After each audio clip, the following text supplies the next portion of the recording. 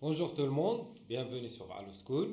Je suis Goufi Fajihed, votre prof de physique-chimie durant cette année, Inch'Allah. Première année collège, deuxième année collège, troisième année collège. Après, tu finis, Inch'Allah, le baccalauréat. D'accord? Donc, bienvenue. Donc, cette année, on a deux unités, de grandes unités. On a l'unité 1, c'est l'unité de la matière. Et la deuxième, c'est unité de l'électricité. Pour l'unité de la matière, on va voir tout ce qui est matière, c'est-à-dire l'état solide, l'état liquide, l'état gazeux. C'est quoi la différence entre ces trois états? On va voir l'eau sur l'état liquide ou bien l'état solide, l'état gazeux. On va voir la température, le changement d'état avec la température. On va voir la pression atmosphérique, la masse volumique, comment mesurer la masse volumique de plusieurs matériaux, soit solides ou bien liquides ou bien gazeux. Aussi, on va voir le changement de la pression et la pression atmosphérique avec l'altitude, d'accord, dans l'atmosphère. Pour le semestre 2, Inch'Allah, on va voir l'unité de l'électricité. Dans l'électricité, on a plusieurs chapitres. On parle du circuit électrique, les constituants d'un circuit électrique, les montages en dérivation, les montages en série, c'est quoi un courant électrique, une tension, comment mesurer le courant, comment mesurer la tension électrique. D'accord? Donc on a plusieurs choses à voir en physique cette année, Inch'Allah. Pour le déroulement du cours, Inch'Allah, donc vous avez ici un cours bien détaillé اللي هو PDF تقدروا télécharger d'accord باش تراجعوا به في الدار. Aussi بالنسبة le cours, je vais expliquer le cours bien en détail, d'accord? Un cours bien détaillé avec des exercices que vous devez faire avant de voir la correction. S'il vous plaît, avant de voir la solution. Ok? Il faut faire les exercices avant de voir les solutions. Comme ça, تقدروا تستافدوا أكثر. Ok? Pour aujourd'hui, on commence notre premier chapitre, c'est l'eau dans notre environnement. Donc, dans ce chapitre, on va voir l'importance de l'eau, la répartition de l'eau, l'état de l'eau, c'est-à-dire l'état physique de l'eau, cycle de l'eau sur la Terre, test de reconnaissance de l'eau, comment tester est-ce qu'une matière contient de l'eau ou non. On va voir l'expérience 1, expérience 2, constatation, c'est-à-dire observation, et conclusion. Et enfin, on a des exercices d'application. Alors, on commence.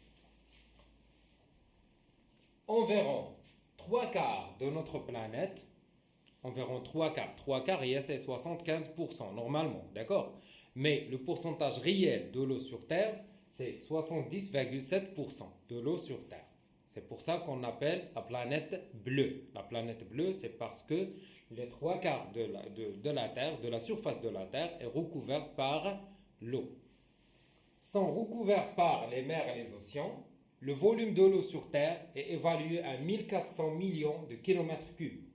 L'ensemble des réserves d'eau de la Terre s'appelle l'hydrosphère. Ça veut dire quoi les réservoirs d'eau ou bien les réserves d'eau sur Terre? Les réserves d'eau sur Terre, c'est-à-dire les océans, les lacs, les fleuves, les rivières, les nappes phréatiques, les eaux souterraines, les ruisseaux, les banquises, les calottes glaciaires. D'accord? هادو كلهم كيتسموا l'hydrosphère, c'est-à-dire là où existe l'eau sur Terre, soit à l'état gazeux, comme par exemple dans l'atmosphère, soit à l'état solide, par exemple les icebergs et les banquises, soit à l'état liquide dans les océans, les fleuves et les rivières.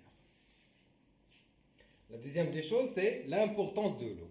Donc l'eau, c'est une matière vitale. C'est une matière vitale, c'est-à-dire on ne peut pas vivre sans l'eau. Si l'eau n'existe pas sur Terre, il n'y a pas de vie sur Terre, soit pour nous, les êtres humains, ou bien pour les végétaux, pour les animaux. Donc l'eau, c'est une matière vitale, qu'on ne peut pas vivre sans elle. D'accord? Donc l'eau est utilisée soit dans l'industrie, soit dans l'agriculture, soit dans l'utilisation domestique quotidienne à la maison, d'accord? Pour laver les vêtements, pour tout. D'accord? Donc l'eau, c'est une matière vitale dans la vie. L'eau se répartit de la manière suivante. Donc, pour les océans et les mers, on a c'est 97,2%. Et c'est de l'eau salée. L'eau salée, c'est-à-dire l'eau et le sel. D'accord? L'eau salée. C'est 97,2% couleur, c'est de l'eau salée. Elle reste combien? Elle reste 2,8%. C'est l'eau douce. L'eau douce, elle existe où? Pour les glaces polaires et les glaciers, c'est 2,15%. Pour les eaux souterraines et les nappes phréatiques, c'est 0,63%. Les lacs et les rivières, 0,01%. Et dans l'atmosphère, c'est 0,001%. Dans l'atmosphère, c'est-à-dire dans les nuages, soit à l'état liquide, c'est-à-dire les nuages qui existent dans des zones à une température moyenne, c'est-à-dire il y a des gouttelettes d'eau qui donnent des précipitations sous forme de pluie, ou bien pour les nuages dans les zones froides où on a des cristaux de glace qui forment la neige ou bien la grêle. Ok? Et aussi la vapeur d'eau dans l'atmosphère, qui atteint le brouillard, d'accord? Donc du coup, c'est seulement 0,001%. Ok? Sur Terre, l'eau est omniprésente. Elle existe sous 3 états. Solide, comme les glaces, givre, la neige, la grêle. Liquide, c'est la pluie, la rosée, le brouillard, la buée. Ou bien gazeux, c'est la vapeur d'eau qui est invisible, qu'on ne peut pas voir. D'accord? Pour la vapeur d'eau, on ne peut pas voir la vapeur d'eau. Dès le moment il y a évaporation de l'eau, mais on ne peut pas voir la vapeur d'eau, elle est invisible. Mais on peut voir la pluie, on peut voir le brouillard, la buée, les glaces, la neige, la grêle. Donc à deux sont visibles, mais pour la vapeur d'eau, elle est invisible. Au cours du cycle, le cycle de l'eau sur Terre, l'eau change d'état physique, solide, liquide et gazeux. Donc le cycle de l'eau, c'est quoi le cycle de l'eau? C'est-à-dire l'eau se transforme. L'eau se transforme. On commence par exemple, dans les océans, il y a évaporation de l'eau. D'abord, c'est quoi la différence entre évaporation et vaporisation? Évaporation, c'est un phénomène qui se fait dans la nature à cause des rayons solaires et le vent. Mais la vaporisation, c'est lorsqu'on chauffe de l'eau. Lorsqu'on chauffe de l'eau dans la cuisine ou bien dans un laboratoire, c'est la vaporisation de l'eau. Et l'évaporation, c'est un phénomène qui se fait dans la nature. Ok? Donc il y a évaporation de l'eau. Après l'évaporation, soit on dit condensation liquide, ou bien on dit le mot exact, c'est pas condensation, c'est la liquéfaction. Il y a liquéfaction de l'eau. Liquéfaction de l'eau, c'est-à-dire l'eau se transforme de l'état gazeux à l'état liquide. Cette transformation est appelée la liquéfaction. On va voir ça après. D'accord? Il y a liquéfaction de l'eau. Il y a des nuages qui contiennent des gouttelettes d'eau où il y a une température ambiante. Et parfois, ces nuages sont poussés par le vent vers des zones froides où ces gouttelettes d'eau se transforment en cristaux de glace. C'est la solidification.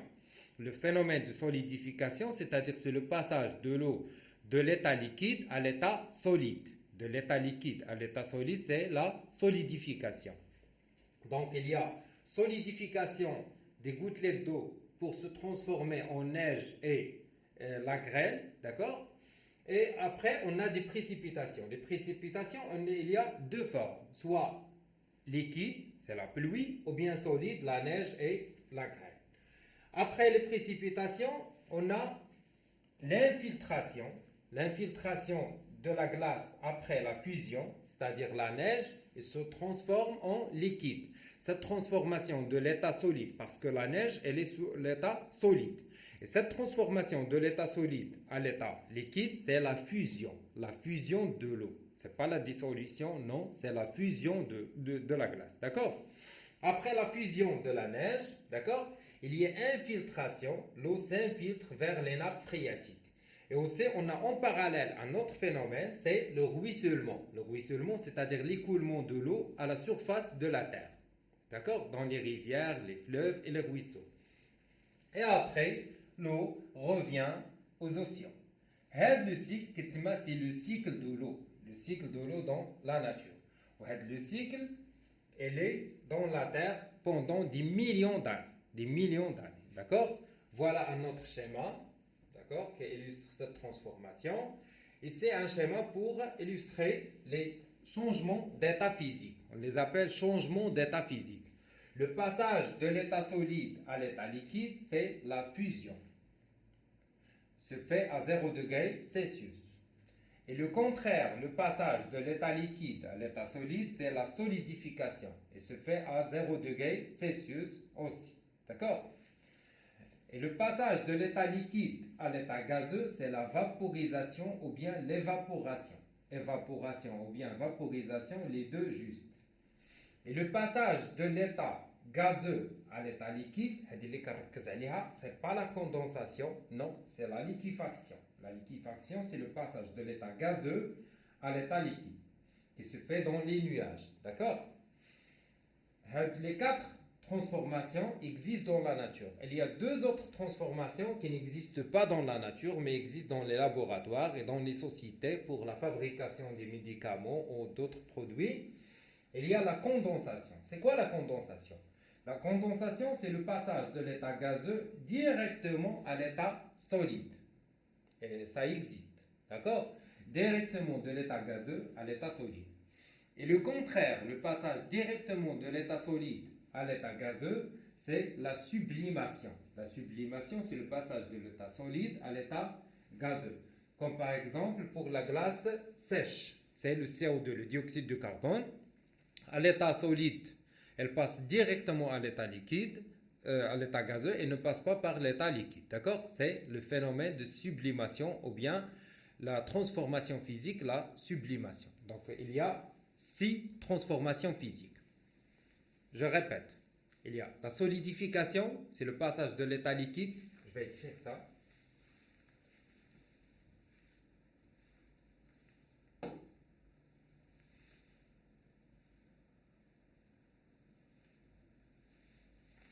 Donc, de l'état solide à l'état liquide, solide à l'état liquide, c'est la fusion. Et le contraire, c'est la solidification.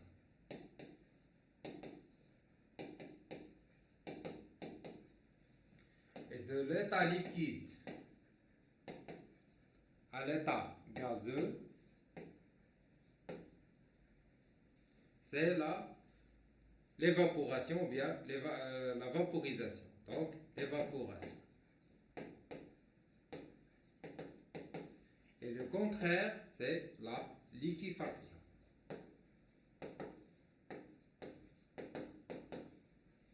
Et le passage de l'état solide directement à l'état gazeux, ça n'existe pas dans la nature, d'accord? C'est la sublimation. Ou bien rarement qu'il existe dans la nature, d'accord?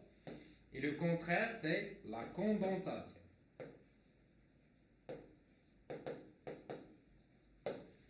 D'accord? Donc voilà les 6 changements d'état. Fusion, solidification, évaporation, liquéfaction, sublimation, condensation. Et pour l'état physique, il existe 3 états physiques. L'état liquide, l'état solide et l'état gazeux. Il y a 3 états physiques. Ok? Maintenant, on va voir test de reconnaissance de l'eau. C'est-à-dire, comment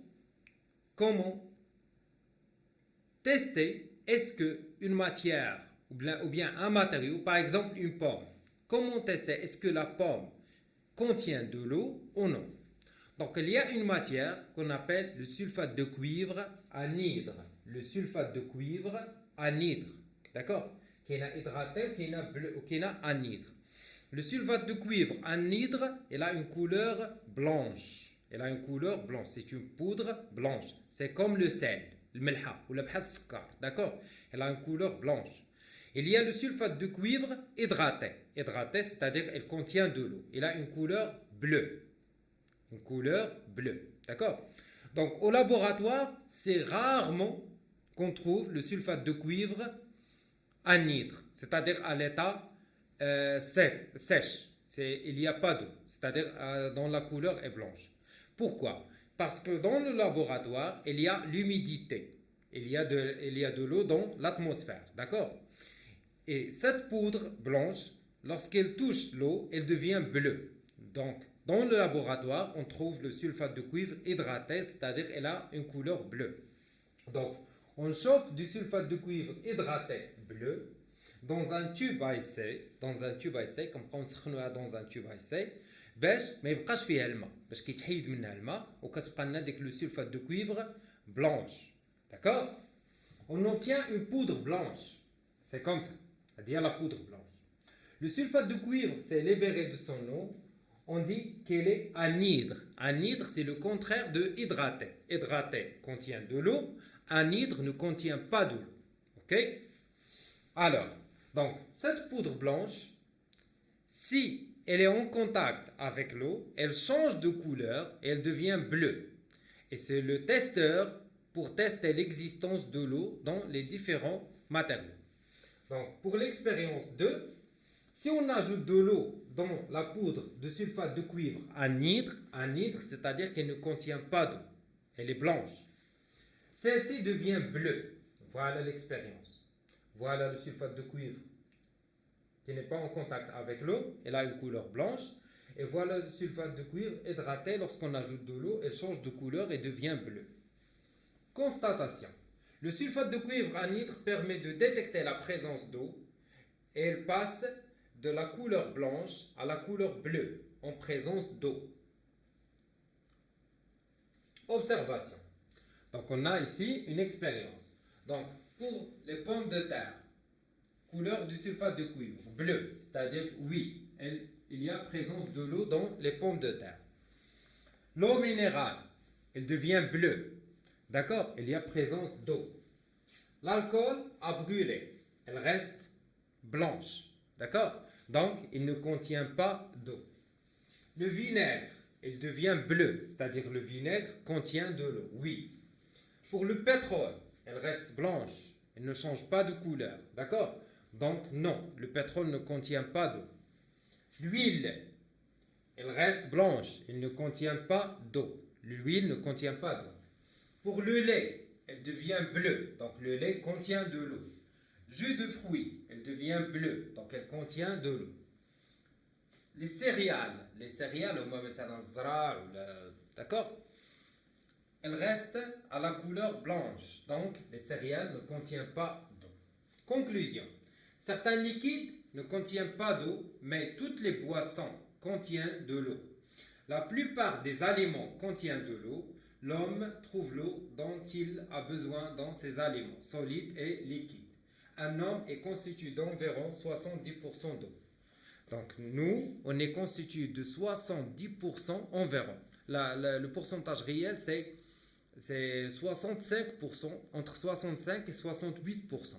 داكوغ داكشي علاش خصنا توجور نشربوا الماء داكوغ دابا الا كنتو كتفرجوا وحده وما شربتوش الماء هذه واحد الساعه ولا ساعتين خصكم تنوضوا تشربوا الماء داكوغ. Donc voilà pour notre cours. Maintenant on passe aux exercices, mais avant de voir la solution سيروا خدموا les exercices et عاد اجيو شوفوا la solution. D'accord? À très bientôt.